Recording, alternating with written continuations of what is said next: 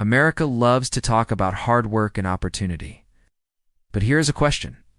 What happens when you work full-time and still can't afford rent, groceries, or even basic health care? In 2025, while some states are pushing toward fairer wages, others are stuck in the past or worse, refusing to budge at all. Today, we're counting down the top 10 states with the worst minimum wage in America. This isn't just about numbers. This is about real people surviving on wages that haven't kept up with inflation, rising housing costs, or the modern economy. Stick around, because the state at number 1 might just shock you and ULL. Want to see how your state ranks on this list? 10. Texas starting off at number 10. We have Texas. That's right, the Lone Star State may be big on oil, barbecue, and tech startups, but when it comes to minimum wage, not so much. Texas sticks to the federal minimum wage of $7.25 per hour, the same rate it has had since 2009. Despite being home to some of the largest corporations in the world, including tech giants like Apple and Google, Texas has failed to raise the wage floor to match its economic growth. Cities like Austin and Dallas have become booming hubs for technology and innovation, yet the cost of living is soaring and the minimum wage hasn't budged. In fact, Austin, once known for its affordable housing, is now one of the most expensive cities in Texas. With rent prices climbing by double digits year after year, it's nearly impossible for low-wage workers to keep up. The situation in Dallas isn't much better, with workers feeling the crunch as the city's housing market continues to explode.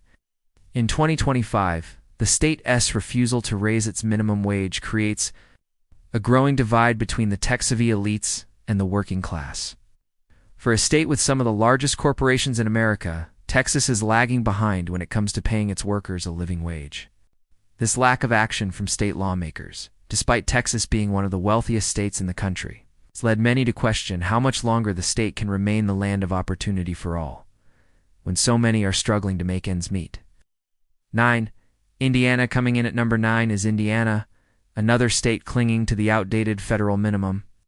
With a growing population and rising costs in cities like Indianapolis, workers making $7.25 an hour are constantly forced to choose between paying bills and putting food on the table.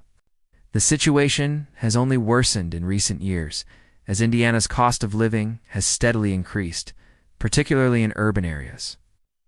Housing costs in Indianapolis have surged, with rent prices jumping by more than 10% in some neighborhoods, putting further strain on minimum wage earners. What makes Indiana worse is the lack of momentum for change. There's little political push in the state legislature to raise the wage. And that's a recipe for long-term poverty cycles. In fact, many lawmakers are openly resistant to raising the minimum wage, citing concerns about affecting business interests. Even though studies show that wage increases could stimulate local economies and reduce reliance on government assistance, Indiana's economy may be growing, but its workers are being left behind. As major industries like manufacturing and logistics expand, yet wages remain stagnant. Despite the rising cost of living and the growing disparity between the wealthy and working-class families, there's been little political will to bring workers up to a fair wage. This stagnation has contributed to a widening income gap and left many residents in a cycle of poverty with little hope for improvement. 8. North Carolina. At number 8 is North Carolina. The state has seen major growth in industries like tech, education, and healthcare, yet the minimum wage remains stuck at $7.25. In recent years, North Carolina has experienced an economic boom, especially in cities like Charlotte and Raleigh, which have become magnets for tech companies and healthcare innovations. These cities are attracting high-paying jobs and highly educated professionals, but the same cannot be said for the workers earning minimum wage. With rent prices skyrocketing, it's becoming nearly impossible for low-wage earners to afford to live within city limits. As housing costs have exploded, especially in Charlotte, which saw a 15% increase in rental prices in just the past 2 years minimum, wage workers are increasingly forced to move further out, creating long commutes that eat up precious time and money. This means they're spending more on gas and public transportation, further reducing their already slim paychecks. For a state that is growing increasingly rich in certain industries, North Carolina is still paying some of its hardest-working people the absolute minimum allowed by law. This disconnect between economic prosperity and worker wages is contributing to rising income inequality. those in lower-wage jobs feeling left behind while the rich continue to get richer. As the state continues to expand its economy, the lack of wage reform is leaving many struggling to make ends meet, despite being employed full-time. 7. Georgia. Georgia is next on our list, coming in at number 7. Technically, Georgia has a state minimum wage of only $5.15.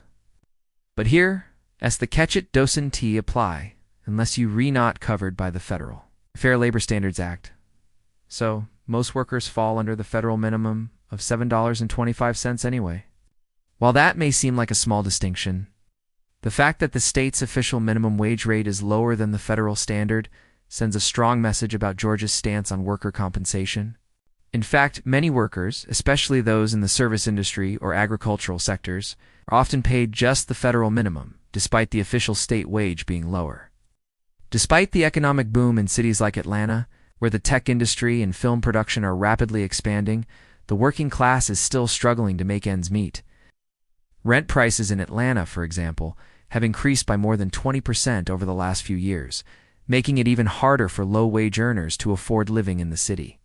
Meanwhile, the rural areas of Georgia are seeing even fewer job opportunities, and those that do exist often come with significantly lower pay. The lack of a statewide wage increase, combined with the disparities between urban and rural economies, leaves Georgia's workers vulnerable and stuck in a cycle of poverty.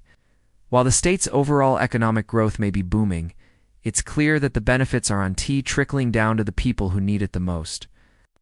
6. Wyoming. Wyoming holds the number 6 spot. Similar to Georgia, Wyoming's state minimum wage is $5.15, which is nearly laughable in 2025. Thankfully, most workers are protected by the federal $7.25 minimum, but again, that's not saying much. In a state like Wyoming, where the economy is primarily dependent on industries like mining, agriculture, and hospitality, those low wages don't go far. With limited job opportunities outside these sectors, full-time workers often find themselves barely scraping by. Especially in a state where the cost of living is climbing, particularly in small towns and rural areas. The housing market, though less inflated than in larger urban centers, still sees rent increases that outpace wage growth, leaving workers struggling to find affordable housing. What's worse, state's leadership has shown little interest in pushing for any meaningful reform to increase the minimum wage or address income inequality. Wyoming's labor market is largely reliant on low-wage positions, especially in areas like tourism and agriculture, where workers are paid far less than what it costs to live in the state. With an economy that offers limited upward mobility for many workers, Wyoming remains one of the worst places in America to earn a basic living. The lack of political will to address these issues further perpetuates the cycle of poverty, and the state's failure to raise wages is leaving its workers behind. 5. Mississippi. Number 5 is Mississippi, where poverty and low wages are deeply intertwined. The state doesn't have a minimum wage law at all, meaning it defaults to the federal rate. But here's the twist. Mississippi has one of the highest poverty rates in the country, and many residents rely on multiple jobs or government assistance to get by. With limited union presence and a weak labor movement, there's little political will to change things. Workers here are caught in a cycle that is incredibly hard to break in $7.25 ISNT, enough to escape it. 4. Alabama. Next up at number 4 is Alabama, another state with no official minimum wage law, locking its workers into the federal rate. The cost of living might be lower in some rural areas, but urban centers like Birmingham and Huntsville have grown significantly, bringing higher prices for rent, transportation, and food, yet wages have stayed frozen. Alabama is also one of the states with the weakest worker protections and virtually no support for labor unions, meaning workers have little leverage to fight for better pay. 3. South Carolina. At number 3, we have South Carolina State with growing tourism, manufacturing, and tech sectors, but no state-set minimum wage. Just like the others, it defaults to the federal $7.25. What makes South Carolina stand out is the growing income gap. As wealth flows into cities like Charleston, the working class is priced out of neighborhoods they've lived in for decades. Meanwhile, legislators remain silent on wage increases. Despite public pressure and economic studies showing that raising the minimum wage would boost the local economy, 2. Tennessee grabs the number 2 spot. With no state minimum wage law and rapidly increasing housing costs in places like Nashville, Tennessee has become a state where the working poor are growing in number. Even with job growth in sectors like healthcare and logistics, the wages haven't kept up.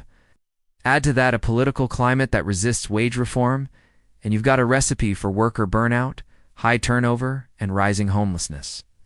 Tennessee might be growing, but the minimum wage is not at the expense of its most essential workers. 1. Kentucky.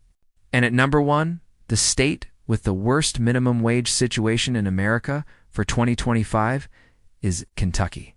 Like others on this list, it sticks with the outdated federal $7.25. But what sets Kentucky apart is the stark contrast between its economic potential and its wage reality. With a growing workforce, major investments in infrastructure and manufacturing, and urban centers like Louisville booming, there's absolutely no excuse for keeping wages this low. Workers are falling behind, especially in rural areas where opportunities are scarce and costs are creeping up. Kentucky tops the list not because it's the poorest, but because it has the means to do better and still refuses. If you made it this far, you know now just how broken the system really is. Want to see the opposite list? Drop a comment below and we might just cover the top 10 states with the highest minimum wage next. Don't forget to like, subscribe, and turn on notifications because this is the kind of content they don't want you to see.